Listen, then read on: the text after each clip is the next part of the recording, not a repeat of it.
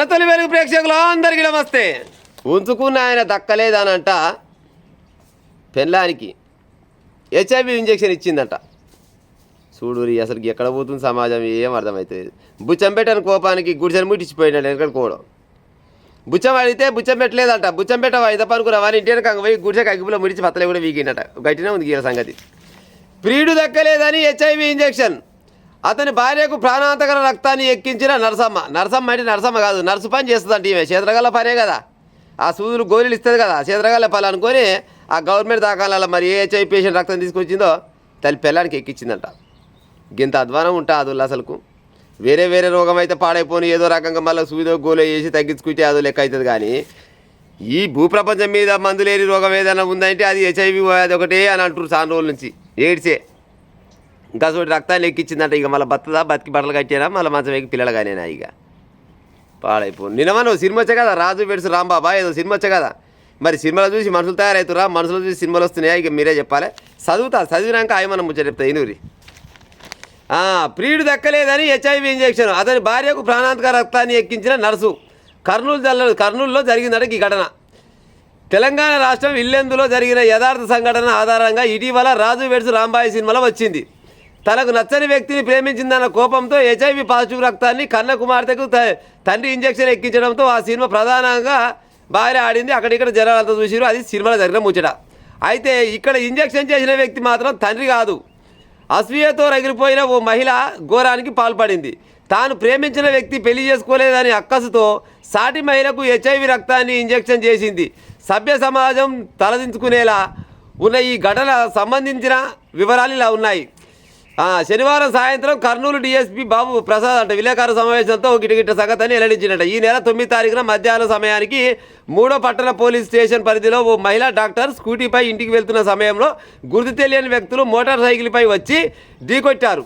ఆ డాక్టర్ కింద పడిపోవడంతో అక్కడే ఉన్న 3 మహిళలు ఓ వ్యక్తికి సహాయం చేస్తున్నట్టు నటించి ఆటో ఎక్కిస్తామని చెప్పి ఆ సమయంలో ఆ మహిళా డాక్టర్ను ఓ ఇంజెక్షన్ చేసిరంట. ఆ మహిళా డాక్టర్ గట్టిగా కేకలు వేయడంతో వారు అక్కడి నుంచి పారిపోయారు. వెంటనే ఆ వైద్యురాలు తన భర్తకు సమాచారాన్ని ఇచ్చిందంట. తనపై విషప్రయోగం జరిగిందని భావించి పోలీసులకు ఫిర్యాదు చేసింది.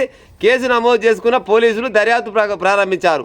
సీసీ కెమెరాలు, సెల్ టవర్ లొకేషన్ ఆధారంగా ఆ సమయంలో 4 నిందితులను అక్కడ ఉన్నట్టుగా గుర్తించి వారిని అదుపులోకి తీసుకున్నారు. బీచ్పల్లికి చెందిన బోయ వసుంధర అలియాస్ వేదవతి కర్నూలు అంటే ఇవది, కొంగె జ్యోతి ఇవది అదోని, భూమ జస్వంత్ మంత్రాలయం, భూమ శృతి మంత్రాలయం వీళ్ళని గుర్తించినట్టు అదుపులోకి తీసుకురంట. పోలీసుల విచారణలో అసలు విషయాలు వెలుగులోకి వచ్చాయి.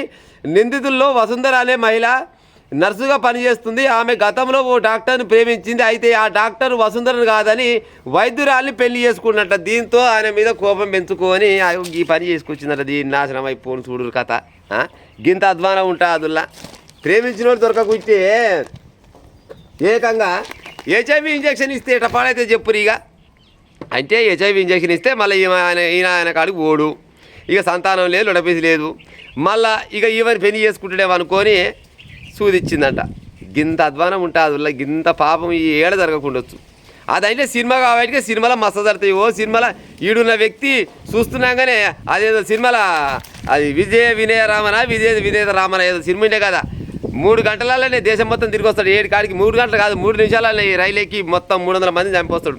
అంటే సినిమా కాబట్టి నడుస్తుంది. కానీ సినిమాలో చూసి బయట జరుగుతున్నాయా, బయట చూసి సినిమాలో జరుగుతుందా? హెచ్ఐవి రక్తాన్ని అంటే అదే చుట్టుపక్కల ఉన్న ఆమె నర్సమ్మనే కదా.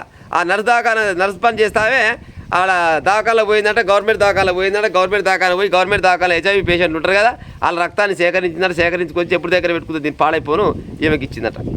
కథం పాయన ఇక రోగం తగ్గుతుందా? మరి ఇవన్నీ పెళ్లి చేసుకుంటూ వచ్చినా గిసపోయించి బయటవాయి ముచ్చట్లు దగులుబాజు ముచ్చట్లు గిట్ట చేసుకుంటే ఎట్లా పాడైతే చూస్తున్నా నాకు అర్థం కాదు. కానీ మరీ సైకోగా తయారయ్యారు కొంతమంది. ఇప్పుడు వాడు దక్కకుంటే అన్ని దక్కించుకోవాలని ఆలోచన ఉంటే కూర్చొని మాట్లాడాలి, లేకపోతే ఆయనకి వలేయాలి, లేకపోతే ఇంకో రకంగా ఏదో రకంగా చేయాలి. కానీ ఆని పిల్లానికి యాక్సిడెంట్ అయితే ఆయనకి హెచ్ఐవి ఇంజెక్షన్ ఇస్తే దక్కుతుండొచ్చిన అల్లకి ముచ్చటగా ఇట్లా వచ్చిన పేపర్లో వచ్చిన ముచ్చట అబద్ధం అయితే నేను చెప్పలే. ఆంధ్రజ్యోతి పేపర్లో వచ్చింది ఇవాళ ముచ్చట చూసే ప్రయత్నం చేయాలి.